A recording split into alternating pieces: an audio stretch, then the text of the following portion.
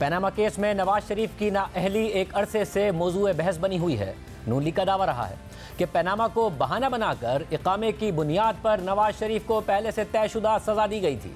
इस हवाले से बहुत से शवाहिद भी सामने आ चुके हैं, बहुत सी गवाहियां भी सामने आ चुकी हैं और हालिया कुछ अरसे के दौरान तहरीक इंसाफ से भी इसी किस्म की शहादतें सामने आ रही हैं। इस बारे में ताज़ा तरीन बयान सीनियर कानूनदान और तहरीक इंसाफ के सीनियर रहनुमा और इमरान खान के वकील हामिद खान का है, जिन्होंने कल जियो न्यूज़ के प्रोग्राम कैपिटल टॉक में हामिद मीर से बात करते हुए कहा कि नवाज शरीफ को नाअहल करने का अदालती फैसले से पहले ही फैसला हो चुका था। अदलिया को सिर्फ फैसला सुनाने के लिए इस्तेमाल किया गया। नवाज शरीफ साहब की जो डिस्क्वालिफिकेशन थी उसका फैसला कहीं और हो गया था। इवेंट्स को अगर हम देखते हैं क्रोनोलॉजिकल ऑर्डर में, तो उस वक्त ये फैसला हो गया था कि ये अब इनके साथ नहीं हमारा, इससे उनको फारिग कराना पड़ेगा।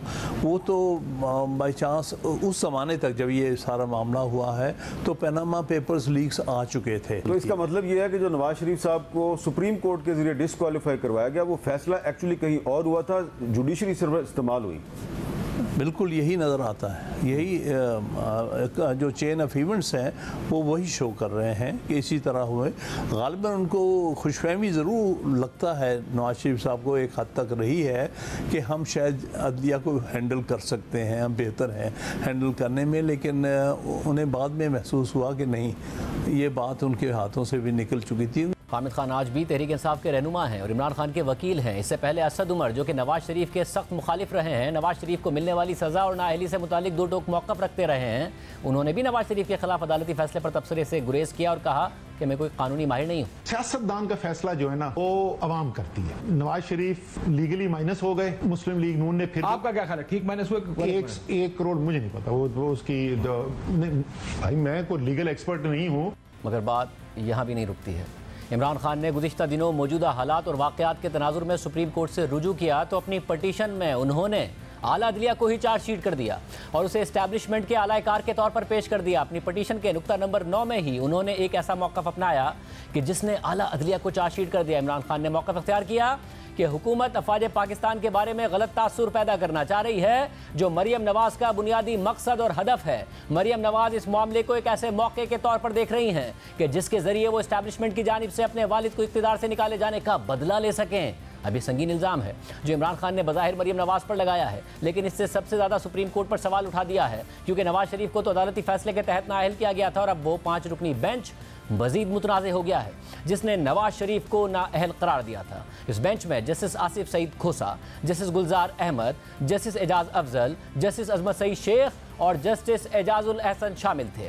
इन्हीं जजेस ने एक डिक्शनरी से काबिल वसूल तनख्वाह की तशरीह निकाल कर मुल्क के वज़ीर आज़म को नाअहल कर दिया।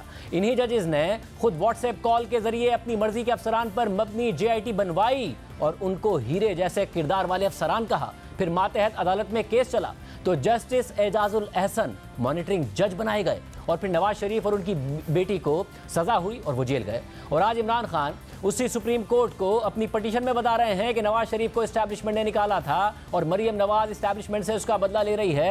यानी इमरान खान मान रहे हैं कि नवाज शरीफ को मेरिट पर नाअहल नहीं किया गया था, बल्कि इस्टेब्लिशमेंट ने उन्हें इक़्तिदार से निकाला था और सुप्रीम कोर्ट के जजेस आलाकार बन गए थे। गुज़िश्ता 6 साल से मुसलसल आला अदलिया और इस्टेब्लिशमेंट पर यह इल्ज़ाम लग रहा था और आज नवाज शरीफ के सबसे बड़े सियासी हरीफ यानी खुद इमरान खान ने भी इस तासुर पर मोहर लगा दी है, इसकी तस्दीक कर दी है। और अब हामिद खान ने कह दिया है कि नवाज शरीफ की नाअहली का फैसला पहले से तयशुदा था और असद उमर नवाज शरीफ को मिलने वाली सज़ा पर तबसरे से गुरेज कर रहे हैं और कह रहे हैं कि मैं कोई कानूनी माहिर नहीं हूँ।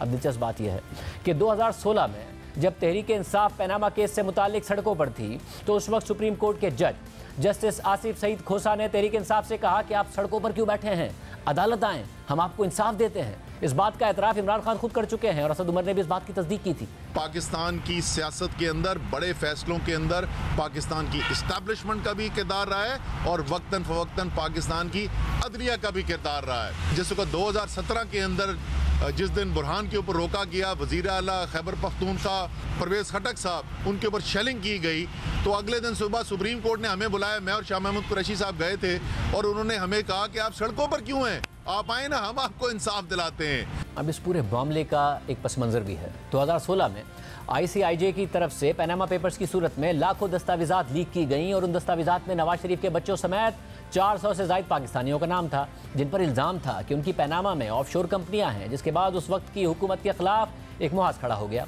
तहरीक इंसाफ समेत दीगर अपोजिशन जमातें नून लीग के खिलाफ दबाव बढ़ाने लगी और 24 अगस्त 2016 को जमात इस्लामी के अमीर सिराजुल हक ने पनामा पेपर्स से मुतालिक सुप्रीम कोर्ट में दरख्वास्त दायर की, मगर इस दरख्वास्त में नवाज शरीफ का बराह रास्त नाम नहीं लिया गया था और 4 दिन बाद ही अदालत ने जमात इस्लामी की दरख्वास्त को फजूल करार देकर वापस कर दिया। फिर 29 अगस्त 2016 को इमरान खान ने नवाज शरीफ, मरियम नवाज और हसन और हुसैन नवाज से मुतालिक सुप्रीम कोर्ट में दरख्वास्त दायर की और नवाज शरीफ की नाअहली का मुतालबा किया। इसी दौरान तहरीक इंसाफ सड़कों पर भी नून लीग की हुकूमत पर दबाव बढ़ाती रही और फिर 20 अक्टूबर 2016 को सुप्रीम कोर्ट ने नवाज शरीफ की नाअहली के खिलाफ दरख्वास्तें मंजूर करते हुए कार्रवाई का आगाज कर दिया और कार्रवाई का आगाज करने के लिए बाकायदा 28 अक्टूबर 2016 को सुप्रीम कोर्ट ने 5 रुकनी लार्जर बेंच बनाया, जिसकी सरबराही जस्टिस आसिफ सईद खोसा कर रहे थे।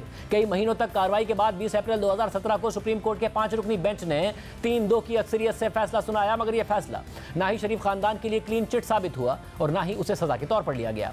दोनों तरफ से फैसले पर खुशियां मनाई गई। 5 रुकनी बेंच में जस्टिस आसिफ सईद खोसा और जस्टिस गुलजार अहमद का अक़लियती फैसला यह था कि नवाज शरीफ सादिक और अमीन नहीं रहे, इसलिए वो नाअहल होते हैं और उन्हें वज़ारत उज़्मा के ओहदे से हटाया जाए।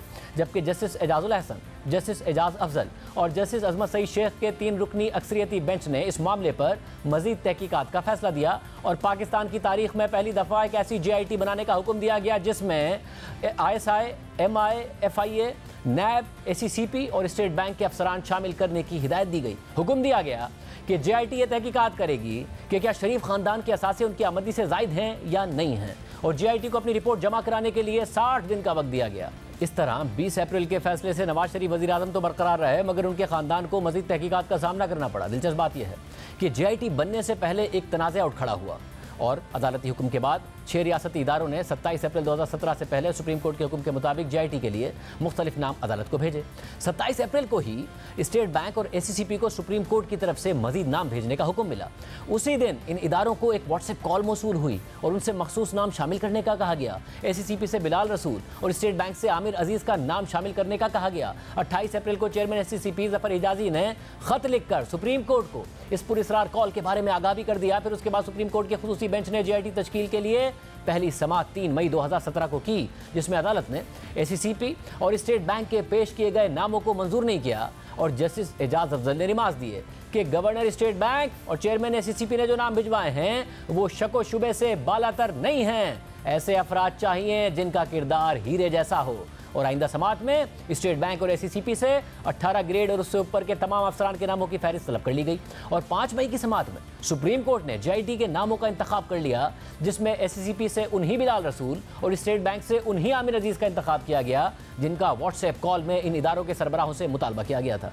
मगर इस मामले पर भी तनाज़ा खड़ा हो गया कि सुप्रीम कोर्ट JIT में मखसूस अराकीन को डालने के लिए असरअंदाज हो रही है, मगर बाद में जून 2017 में होने वाली समाअत के दौरान जस्टिस एजाज अफजल ने खुद रिमार्क दे दिए कि हमने रजिस्ट्रार को लोगों को मुंतखब करने के लिए कहा था। हम सब चीज़ों पर नज़र रखे हुए हैं कि क्या हो रहा है, हमें नताइज का डर नहीं है, हमें कोई डरा नहीं सकता। हमने JIT को मुंतखब किया। और फिर इस हवाले से साबिक वज़ीर आज़म नवाज शरीफ के साबिक प्रिंसिपल सेक्रेटरी फवाद हसन फवाद ने दावा किया कि जब JIT बनी तो हमें इस हवाले से उस वक्त पता चला कि जब ACCP के चेयरमैन ज़फ़र हिजाज़ी ने हमें फ़ोन करके बताया कि सुप्रीम कोर्ट अपने मनपसंद नाम मांग रही है और मैंने उस वक्त सुप्रीम कोर्ट के रजिस्ट्रार से खुद इस हवाले से पूछा तो उन्होंने कहा कि जी सुप्रीम कोर्ट ने नाम मांगे हैं, लेकिन चीफ जस्टिस साकिब निसार की तरफ से नहीं मांगे गए हैं, बल्कि जस्टिस आसिफ सईद खोसा की हिदायत पर ये नाम मांगे गए हैं, क्योंकि चीफ जस्टिस साकिब निसार ने हमें बताया है कि पनामा केस से मुतालिक जो हिदायत लेनी है वो जस्टिस आसिफ सईद खोसा से लेनी है। JIT बनी तो JIT के बारे में, इसकी फॉर्मुलेशन के बारे में सबसे पहले हमें पता उस वक्त चला जब ज़फ़र हिजाज़ी साहब ने फाइनेंस मिनिस्टर को फ़ोन किया और कहा जी कि हम लोगों ने ACCP से जिन लोगों की नॉमिनेशन की थी, मुझे अभी सुप्रीम कोर्ट से फ़ोन आया कि आप उनकी नॉमिनेशन नहीं करेंगे, ये आदमी आप इसकी नॉमिनेशन। तो उन्होंने प्राइम मिनिस्टर को बताया, प्राइम मिनिस्टर ने मुझे ये कहा कि जी ये किसने, सुप्रीम कोर्ट से कौन कह सकता है किसने नॉमिनेशन और सुप्रीम कोर्ट क्यों इसमें दखल अंदाजी करी कि किसने नॉमिनेट होना। तो मैंने कहा जी मैं पता कर लेता। तो मैंने अरबाब आरिफ जो रजिस्ट्रार थे उस वक्त सुप्रीम कोर्ट के, मेरे सीनियर थे, मेरा उनसे वैसे भी बड़ा अच्छा ताल्लुक था, तो मैंने उन्हें फ़ोन किया और कहा कि सर कहा जा रहा है, हमें यकीन नहीं आ रहा कि जी सुप्रीम कोर्ट से ये कहा गया कि फ़लाँ शख्स को नॉमिनेट करें। उन्होंने कहा हाँ ये दुरुस्त है। मैंने कहा मैं आपसे पूछ सकता हूँ कि आपको ये चीफ जस्टिस ने कहा? चीफ जस्टिस उस वक्त साकिब निसार थे। तो मैंने कहा उन्होंने कहा है कि आप ये करें? उन्होंने कहा नहीं, उन्होंने मुझे नहीं कहा। जब ये पनामा का सिलसिला शुरू हुआ था तो उन्होंने मुझे एक दिन बुला के ये कहा था कि आप इससे मुताल्लिक तमाम हदायत आसिफ खोसा से लिया करें। अच्छा, तो ये फ़ोन मैंने उनके कहने पे किया।